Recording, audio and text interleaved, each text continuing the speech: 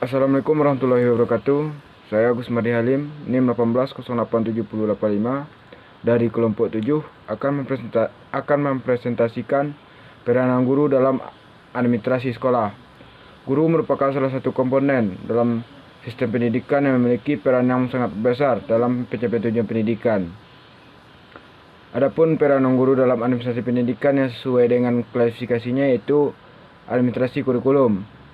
Kurikulum dalam satu sistem pendidikan merupakan komponen yang teramat penting. Dikatakan demikian karena kurikulum merupakan panutan dalam penyelenggaraan proses belajar mengajar di sekolah.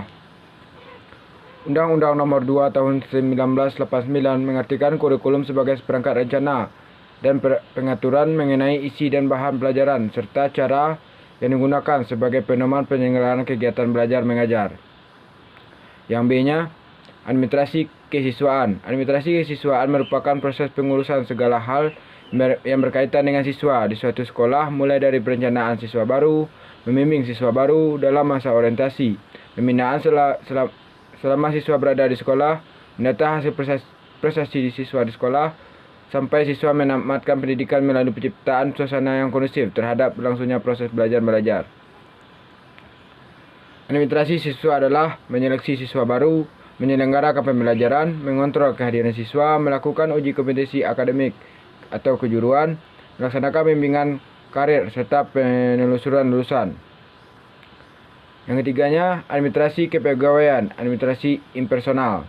Dalam administrasi kepegawaian ini lebih difokus kepada guru sebagai pegawai negeri. Pegawai negeri adalah mereka yang setelah memenuhi syarat yang telah ditentukan dalam perundang-undangan yang berlaku, diangkat oleh jabatan penjabat yang berwenang dan disertai tugas sesuatu jabatan. Adapun peran guru dalam administrasi kepegawaiannya itu membuat buku induk pegawai, mempersiapkan usul kenaikan pangkat pegawai, pejabat, karpet, cuti pegawai dan lain-lain, membuat inventarisasi semua fail kepegawaian baik kepala sekolah, guru maupun tenaga tata administrasi, membuat laporan rutin kepegawaian harian, mingguan, bulanan dan tahunan, membuat laporan data dan sekolah dan pegawai, mencatat tenaga pendidikan yang akan mengutip penataran. Yang keempat yaitu administrasi keuangan. Penanggungjawab biaya pendidikan adalah kepala sekolah. Namun demikian guru diharapkan ikut berperan dalam administrasi biaya ini meskipun menambah beban mereka.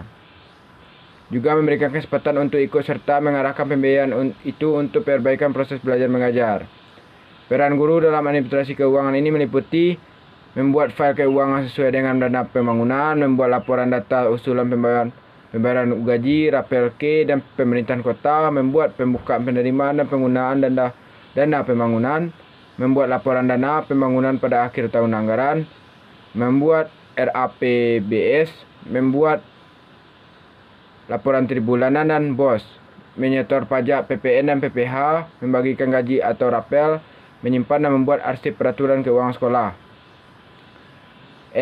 Administrasi sarana prasarana sekolah. Prasarana dan sarana pendidikan adalah semua benda yang bergerak maupun tidak bergerak yang diperlukan untuk menunjang penyelenggaraan belajar mengajar, baik secara langsung maupun tidak langsung. Memenuhi keperluan pendidikan sesuai dengan pertumbuhan dan perkembangan potensi fisik, kecerdasan intelektual, sosial, emosional, dan kejiwaan peserta didik menurut Muhammad Syafruddin 2007 halaman 2 dan 36. Adapun peran guru dalam administrasi sarana prasarana sekolah. 1. Terlibat dalam perencanaan pengadaan alat bantu pengajaran, terlibat dalam pemanfaatan dan pemeliharaan alat bantu pengajar yang digunakan guru, pengawasan dalam penggunaan alat praktek oleh siswa. Yang F. Administrasi hubungan sekolah dan masyarakat. Definisi mengandung beberapa elemen penting sebagai berikut. Adanya kepentingan yang sama antara sekolah dan masyarakat. Masyarakat memerlukan sekolah untuk menjamin bahawa anak-anaknya sebagai generasi penerus akan dapat hidup lebih baik, demikian pula sekolah. Untuk memenuhi masyarakat itu, masyarakat perlu berperan serta dalam mengembangkan sekolah. Yang dimaksud dengan peran serta dalam kehidupan masyarakat tentang hal-hal yang terjadi di sekolah, serta sebagai membangun dan usaha perbaikan sekolah.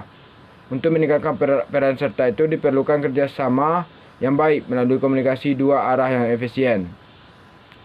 Administrasi layanan khusus. Tempat mengumpulkan penyimpanan.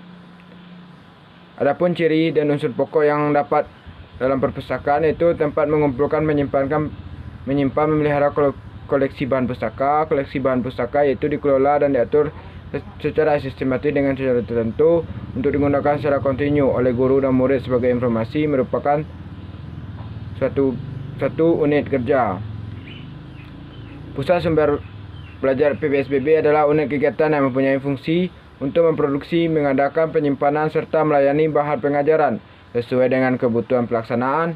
Proses belajar mengajar di kelas atau pelaksanaan pendidikan di sekolah pada umumnya pusat belajar dirancangkan untuk membantu pelaksanaan pendidikan di sekolah. Oleh karena itu, pusatnya sumber belajar harus diadministrasikan secara profesional.